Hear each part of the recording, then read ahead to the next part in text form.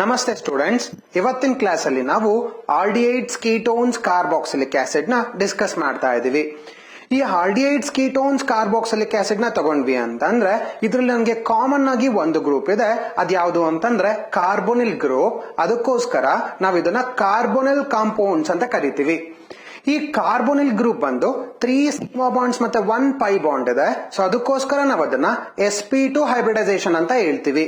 So ಇಲ್ಲಿ ಬಂದು bond angle 120 degree ಇರುತ್ತೆ. ಈ ಆಲ್ಡಿಹೈಡ್ ನ ತಗೊಂಡ್ವಿ ಅಂತಂದ್ರೆ ಅದಕ್ಕೆ ಜನರಲ್ ಫಾರ್ಮುಲಾ RCHO.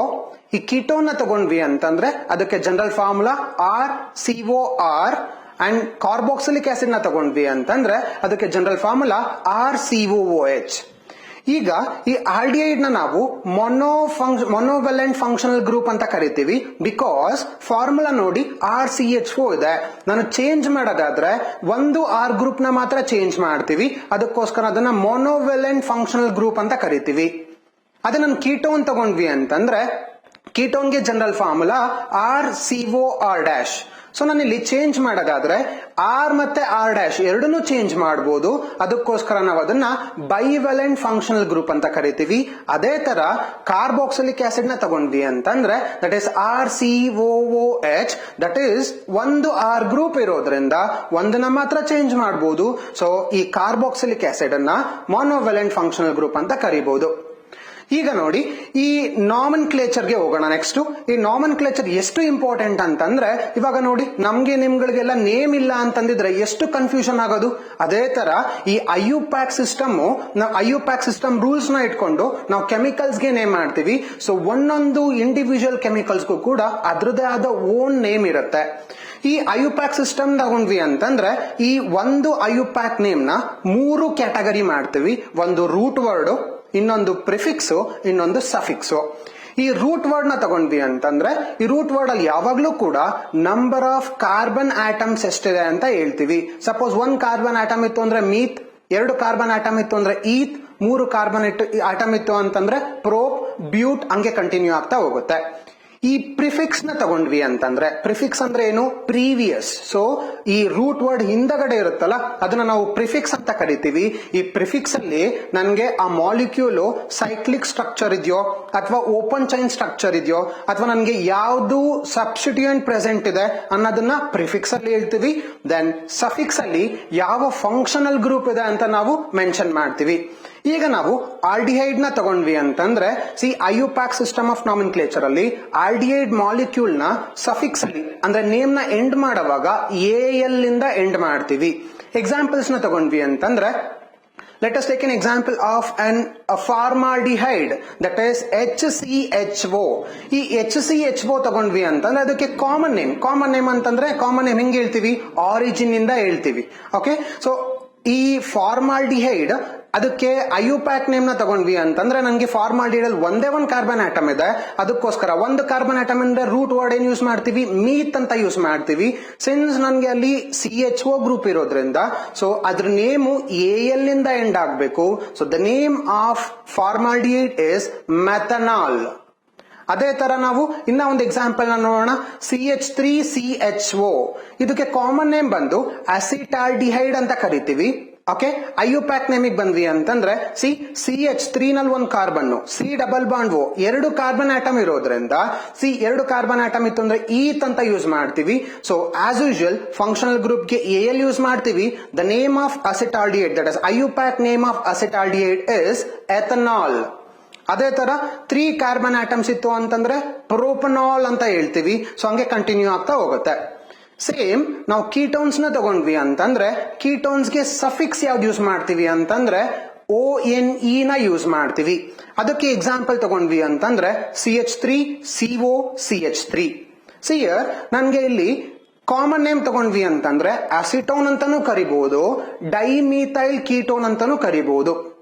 ಅದೇ ನಾನು IUPAC ಸಿಸ್ಟಮ್ ಆಫ್ ನಾಮನ್ಕ್ಲೇಚರ್ ನ ತಗೊಂಡ್ವಿ ಅಂತಂದ್ರೆ ನನ್ಗಿಲ್ಲಿ 3 ಕಾರ್ಬನ್ ಆಟಮ್ ಇರೋದ್ರಿಂದ 3 ಕಾರ್ಬನ್ ಆಟಮ್ ಇತ್ತು ಅಂದ್ರೆ ಏನಂತ ಹೇಳಿದ್ವಿ? ಪ್ರೋಪ್ ಅಂತ ಹೇಳಿದ್ವಿ. ನನ್ಗೆ ಸೆಕೆಂಡ್ ಪೊಸಿಷನ್ ಅಲ್ಲಿ ಕೀಟೋ ಫಂಕ್ಷನಲ್ ಗ್ರೂಪ್ ಪ್ರೆಸೆಂಟ್ ಇರೋದ್ರಿಂದ 2 ಪ್ರೊಪನೋನ್ ಅಂತನಾದ್ರೂ ಹೇಳ್ಬೋದು ಅಥವಾ ಪ್ರೋಪೇನ್ 2 ONE ಅಂತನಾದ್ರೂ ಹೇಳ್ಬೋದು. ಅದೇ ತರ ಇನ್ನ ಒಂದು ಎಕ್ಸಾಂಪಲ್ ನ ತಗೋಣ. That is CH3CO CH2 CH3 ನ ತಗೊಂಡ್ವಿ ಅಂತಂದ್ರೆ ಒಂದು ಕಡೆ CH3 ಗ್ರೂಪ್ ಇದೆ, ಮತ್ತೊಂದು ಕಡೆ C2H5 ಗ್ರೂಪ್ ಇದೆ. ಸೊ ನಾವು ಯಾವತ್ತೂ ಕೂಡ IUPAC ನೇಮ್ ನ ಮಾಡುವಾಗ ಲಾಂಗ್ ಚೈನ್ ನ ಫಸ್ಟ್ ನೇಮ್ ಮಾಡಬೇಕು, ದೆನ್ ಶಾರ್ಟ್ ಚೈನ್ ನ ಮಾಡ್ತೀವಿ. ಸೊ ಇದಕ್ಕೆ ನೇಮ್ ಹೇಳೋದಾದ್ರೆ ಈಥೈಲ್ ಮಿಥೈಲ್ ಕೀಟೋನ್ ಅಂತ ಹೇಳ್ತೀವಿ ಒಂದು ನೇಮ್. ಇನ್ನ ಒಂದು ನೇಮ್ ಹೇಳೋದಾದ್ರೆ C2-ಬ್ಯೂಟಾನೋನ್ ಅಂತಾನು ಹೇಳ್ಬೋದು. This is the IUPAC system of nomenclature for aldehydes and ketones. Next ನಾವು preparation methods of aldehydes and ketones ನೋಡೋಣ. ಸೊ ಫಸ್ಟ್ ಹಾಫ್ ಅಲ್ಲಿ preparation of aldehydes and ketones ನೋಡ್ತೀವಿ, next preparation of aldehydes only ನೋಡ್ತೀವಿ, then preparation of ketones only ನೋಡ್ತೀವಿ. So ಇವಾಗ first preparation of both aldehydes and ketones ನ discuss ಮಾಡೋಣ. That is the first method by using ozone. So we can call it as ozonolysis. Ozone ಅಂತಾನೆ ನಮ್ಗೆಲ್ಲ ತುಂಬಾ ಚೆನ್ನಾಗಿ ಗೊತ್ತದೆ. That is present in a stratosphere. ಅದು present ಇರೋದ್ರಿಂದ ನಮ್ಗೆ ಎಷ್ಟೊಂದು ಕಾಯಿಲೆಗಳೆಲ್ಲ ಅವಾಯ್ಡ್ ಆಗ್ತದೆ. Like skin cancer is a best example. So ಈ ಓಝೋನ್ ಏನ್ ಮಾಡುತ್ತೆ, ಜಸ್ಟ್ ಎಲ್ಲಾ ರೇಡಿಯೇಷನ್ಸ್ ಅದೇ ಅಬ್ಸರ್ವ್ ಮಾಡ್ಕೊಂಡು UV ರೇಡಿಯೇಷನ್ಸ್ ಮಾತ್ರ ಬಿಡುತ್ತೆ. ಅದರಿಂದ ನಮ್ ಸ್ಕಿನ್ ಏನು ಪ್ರಾಬ್ಲಮ್ ಆಗ್ದಲೆ, ಏನು ಅಫೆಕ್ಟ್ ಆಗ್ದಲೆ ಕ್ಲಿಯರ್ ಆಗಿರುತ್ತೆ. ಈಗ ನಾವು ಈ ಓಝೋನ್ ನ ತಗೊಂಡು, ಅಂದ್ರೆ ನಾವು ಆಲ್ಕೈನ್ಸ್ ನ ತಗೋತೀವಿ, ಈ ಆಲ್ಕೈನಿಗೆ ನಾವು ಓಝೋನ್ ನ ಆಡ್ ಮಾಡಿದ್ವಿ ಅಂತಂದ್ರೆ ಇದನ್ನ ನಾವು ಓಝೋನಾಲಿಸಿಸ್ ಅಂತ ಕರಿತೀವಿ. ಸೊ ಆಲ್ಕೈನ್ ಓಝೋನ್ ರಿಯಾಕ್ಟ್ ಆಯ್ತು ಅಂತಂದ್ರೆ ನಂಗೆ ಆಲ್ಡಿಹೈಡ್ ಬರುತ್ತೆ. ಅದೇ ತರ ಈ ಆಲ್ಕೈನ್ ನ ಸಬ್ಸ್ಟಿಟ್ಯೂಯೆಂಟ್ ಆಲ್ಕೈನ್ಸ್ ನ ತಗೊಂಡ್ವಿ ಅಂತಂದ್ರೆ ನಮ್ಗೆ ಕೀಟೋನ್ ಕೂಡ ಬರುತ್ತೆ. Next preparation by using alcohols ನ ತಗೊಂಡ್ವಿ ಅಂತಂದ್ರೆ ಇಲ್ಲಿ ಎರಡು ಡಿಫರೆಂಟ್ ಮೆಥಡ್ಸ್ ನ ಮಾಡ್ತೀವಿ. ಒಂದು by using PCC and PDC, ಇನ್ನೊಂದು by using dehydrogenation reaction. First method PCC ಮತ್ತೆ PDC. PCC ಅಂತಾನೆ ಪಿರಿಡಿನಲ್ ಕ್ಲೋರೋಕ್ರೋಮೇಟ್, PDC ಅಂದ್ರೆ ಪಿರಿಡಿನಲ್ ಡೈಕ್ಲೋರೋಕ್ರೋಮೇಟ್. ಇವೆರಡು ಏನು ಅಂತಂದ್ರೆ ಇದು ಎರಡೂ ಕೂಡ ಮೈಲ್ಡ್ ಆಕ್ಸಿಡೈಸಿಂಗ್ ಏಜೆಂಟ್. ಮೈಲ್ಡ್ ಅಂತಂದ್ರೆ ಇದು ತುಂಬಾ ಜಾಸ್ತಿ ಪವರ್ಫುಲ್ ಅಲ್ಲ, ಸೊ ಇಂಟರ್ಮೀಡಿಯೇಟ್. ಓಕೆನಾ? ಸೊ ಇದೇನ್ ಮಾಡುತ್ತೆ, ಜಸ್ಟ್ ಒಂದೇ ಒಂದು ಸ್ಟೆಪ್ ಆಕ್ಸಿಡೇಷನ್ ಮಾತ್ರ ಮಾಡುತ್ತೆ. Okay, PCC and PDC are both mild oxidizing agent. So ಇವಾಗ ಏನಾಗುತ್ತೆ, ನಾವು ಆಲ್ಕೋಹಾಲ್ ನ ತಗೋತೀವಿ, ಆಲ್ಕೋಹಾಲ್ಗೆ PCC ಅಥವಾ PDC ನ ಹಾಕಿದ್ರೆ ಜಸ್ಟ್ ಆಲ್ಕೋಹಾಲ್ ಇಂದ ಆಲ್ಡಿಹೈಡ್ ಗೆ ಮಾತ್ರ ಕನ್ವರ್ಟ್ ಆಗುತ್ತೆ. This is a conventional method to prepare aldehydes. ಓಕೆನಾ? ಇವಾಗ ಪ್ರೈಮರಿ ಆಲ್ಕೋಹಾಲ್ ನ ತಗೊಂಡು PCC PDC ಹಾಕಿದ್ರೆ ನನ್ಗೇನ್ ಬರುತ್ತೆ, ಆಲ್ಡಿಹೈಡ್ ಬರುತ್ತೆ. ಅದೇ ಸೆಕೆಂಡರಿ ಆಲ್ಕೋಹಾಲ್ ನ ತಗೊಂಡು ನಾನು PCC ಮತ್ತೆ PDC ಹಾಕಿದ್ವಿ ಅಂತಂದ್ರೆ ನಮ್ಗೆ ಕೀಟೋನ್ ಬರುತ್ತೆ. ಟರ್ಷಿಯರಿ ಆಲ್ಕೋಹಾಲ್ಸ್ ನ ತಗೊಂಡು ನಾನು PCC PDC ಹಾಕಿದ್ವಿ ಅಂತಂದ್ರೆ ನಮ್ಗೆ ರಿಯಾಕ್ಷನ್ ಆಗಲ್ಲ. ಬಿಕಾಸ್ ನಮ್ PCC ಮತ್ತೆ PDC ಗೆ ಟರ್ಷಿಯರಿ ಆಲ್ಕೋಹಾಲ್ ನ ಕನ್ವರ್ಟ್ ಮಾಡುವಂತ ಕೆಪಾಸಿಟಿ ಇಲ್ಲ. ನಾನು ನಿಮ್ಗೆ ಮುಂಚೆನೆ ಹೇಳಿದೀನಿ, PCC ಮತ್ತೆ PDC ಬಂದು ಮೈಲ್ಡ್ ಆಕ್ಸಿಡೈಸಿಂಗ್ ಏಜೆಂಟ್ ಅಂತ. ಓಕೆನಾ? This is the preparation method by using PCC and PDC. ನಮಸ್ತೆ ಸ್ಟೂಡೆಂಟ್ಸ್, ನಾವು ಸಿನಾಪ್ಸಿಸ್ ಅಂದರೆ ಆಲ್ಡಿಹೈಡ್ ಕೀಟೋನ್ ಕಾರ್ಬಾಕ್ಸಿಲಿಕ್ ಆಸಿಡ್ ಎಂದು ಸಿನಾಪ್ಸಿಸ್ ಅನ್ನು ಡಿಸ್ಕಸ್ ಮಾಡಿದ್ವಿ. ಇವಾಗ same aldehyde ketone carboxylic acid synopsis ಅದ್ರ ರಿಲೇಟೆಡ್ ಆಗಿರೋಂಥ questions and then previous year KCET ನಲ್ಲಿ ಅಪಿಯರ್ ಆಗಿರೋಂಥ ಕ್ವಶನ್ಸ್ನು ಕೂಡ ಇದರೊಳಗಡೆ ಡಿಸ್ಕಸ್ ಮಾಡೋಣ. So first question is which of the following will fails to react with potassium dichromate and dilute sulfuric acid? See, first ನಾವು potassium dichromate okay and dilute sulphuric acid ಎರಡು mix ಆಯಿತು ಅಂತಂದರೆ ಏನಾಗುತ್ತೆ, ಏನು ಇದು ಅಂತ ಫಸ್ಟ್ ನೋಡ್ಕೊಳ್ಳೋಣ. ಈ ಪೊಟ್ಯಾಷಿಯಮ್ ಡೈಕ್ರೋಮೇಟ್ ಬಂದು it is an oxidising agent. ಇದೇನು ಮಾಡುತ್ತೆ ಅಂತಂದರೆ ಬೇರೆದನ್ನು ಆಕ್ಸಿಡೈಸ್ ಮಾಡಿ ಅದು ರೆಡ್ಯೂಸ್ ಆಗುತ್ತೆ. ಈಗ ಈ ಪೊಟ್ಯಾಷಿಯಮ್ ಡೈಕ್ರೋಮೇಟ್ ಜೊತೆ ನಾವು ಡೈಲ್ಯೂಟ್ ಆ್ಯಸಿಡ್ನ ಯೂಸ್ ಮಾಡಿದ್ವಿ ಅಂತಂದರೆ ಈ ಆಕ್ಸಿಡೈಸಿಂಗ್ ಕೆಪಾಸಿಟಿನ ಸ್ವಲ್ಪ ಇನ್ಕ್ರೀಸ್ ಮಾಡ್ಕೋಬೋದು. ಓಕೆ, ಅದೇ ನಾವು ಕಾನ್ಸಂಟ್ರೇಟೆಡ್ ಸಲ್ಫ್ಯೂರಿಕ್ ಆ್ಯಸಿಡ್ನ ಯೂಸ್ ಮಾಡಿದ್ವಿ ಅಂತಂದರೆ ಇನ್ನೂ ಜಾಸ್ತಿ ಸ್ಟ್ರಾಂಗ್ ಆಕ್ಸಿಡೈಸಿಂಗ್ ಏಜೆಂಟಾಗಿ ಬಿಹೇವ್ ಮಾಡುತ್ತೆ. ಬಟ್ ಅವ್ರು ಕ್ವಶನ್ ಕೇಳಿರೋದೇನು ಅಂತಂದರೆ ಪೊಟ್ಯಾಷಿಯಮ್ ಡೈಕ್ರೋಮೇಟ್ ಜೊತೆ ಡೈಲ್ಯೂಟ್ ಸಲ್ಫ್ಯೂರಿಕ್ ಆ್ಯಸಿಡ್ನ ಕೇಳಿದ್ದಾರೆ. ಸೊ ಇವಾಗ ಆಪ್ಷನ್ಸ್ನ ಚೆಕ್ ಮಾಡೋಣ. That is ethyl alcohol, then acetaldehyde, secondary propyl alcohol, acetone. ಈಗ ಒನ್ ಬೈ ಒನ್ ಡಿಸ್ಕಸ್ ಮಾಡೋಣ. So first one is ethanol. ಎಥನಾಲ್ನ ತಗೊಂಡ್ವಿ ಅಂತಂದರೆ that is CH3CH2OH. This is called ethanol. Okay, ಈ ಎಥನಾಲಲ್ಲಿ ನಾವಿದು ಆಕ್ಸಿಡೇಷನ್ ಆಯಿತು ಅಂತಂದರೆ in the presence of dilute H2SO4 ಏನಾಗುತ್ತೆ, ಇಲ್ಲಿರೋ ಒಂದು ಹೈಡ್ರೋಜನ್ನು ಇಲ್ಲಿರೋ ಒಂದು ಹೈಡ್ರೋಜನ್ ರಿಮೂವ್ ಆಯಿತು ಅಂತಂದರೆ ನನಗೇನು ಬರುತ್ತೆ, CH3 C double bond O H ಬರುತ್ತೆ. ಅಂದರೆ ಈ ಇಥೈಲ್ ಆಲ್ಕೋಹಾಲ್ ರಿಯಾಕ್ಷನ್ ಆಯಿತು ಅಂತಂದರೆ ಆಲ್ಡಿಹೈಡ್ ಬರ್ತಾ ಇದೆ ಅನ್ನಂಗಾಯ್ತು. ಸೊ ಆಪ್ಷನ್ ಎ ರಿಯಾಕ್ಟ್ ಆಗ್ತಾ ಇದೆ. So this is wrong answer. ಅವ್ರು ಕೇಳಿರೋದೇನು, ಯಾವುದು ರಿಯಾಕ್ಟ್ ಆಗಲ್ಲ ಅಂತ ಕೇಳಿದ್ದಾರೆ. ದೆನ್ ಸೆಕೆಂಡ್ ಆಪ್ಷನ್ನ ಚೆಕ್ ಮಾಡೋಣ, that is ethanol. Okay, see ಎಥನಾಲ್ಗೂ ತುಂಬ ಡಿಫ್ರೆನ್ಸ್ ಇದೆ. See this O L which mean alcohol, this A L which mean is an aldehyde. ಇವಾಗ ನೋಡಿ ಎಥನಾಲ್ನ ಬರೀತೀನಿ. See here that is CH3 C double bond O H, this is called ethanol. ಈ ethanol ಅಥವಾ ಈ aldehyde ಇದೆಯಲ್ಲ, this is very sensitive to oxidation. Just ಒಂದೇ ಒಂದು ಸ್ವಲ್ಪ ಆಕ್ಸಿಜನ್ ಸಿಕ್ತು ಅಂದ್ರೂ ಕೂಡ ಈ ಎಥನಾಲ್ ಇದ್ದಿದ್ದು ಏನಾಗುತ್ತೆ ಅಂತಂದರೆ ಸಿ ಆ್ಯಸಿಡ್ ಆಗಿ ಕನ್ವರ್ಟ್ ಆಗೋಗ್ಬಿಡುತ್ತೆ. ವಿಚ್ ಮೀನ್ ಆಪ್ಷನ್ ಬಿನೂ ಕೂಡ ರಿಯಾಕ್ಟ್ ಆಗ್ತಾ ಇದೆ ಅನ್ನಂಗಾಯ್ತು. ದೆನ್ ಆಪ್ಷನ್ ಸಿ ತೊಗೊಂಡ್ವಿ ಅಂತಂದರೆ 2-propanol. ಸೊ 2-propanol ಅಂದರೆ ಪ್ರೋಪ್, ದಟ್ ಈಸ್ 3 ಕಾರ್ಬನ್ ಆಟಮ್. ಓಕೆನಾ.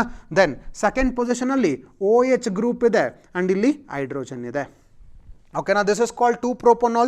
ಇದನ್ನು ನಾವು ಯಾವ ಥರ ಬರಿತೀವಿ ನಮ್ಮ ಕನ್ವೀನಿಯನ್ಸಿಗೆ, ದಟ್ ಈಸ್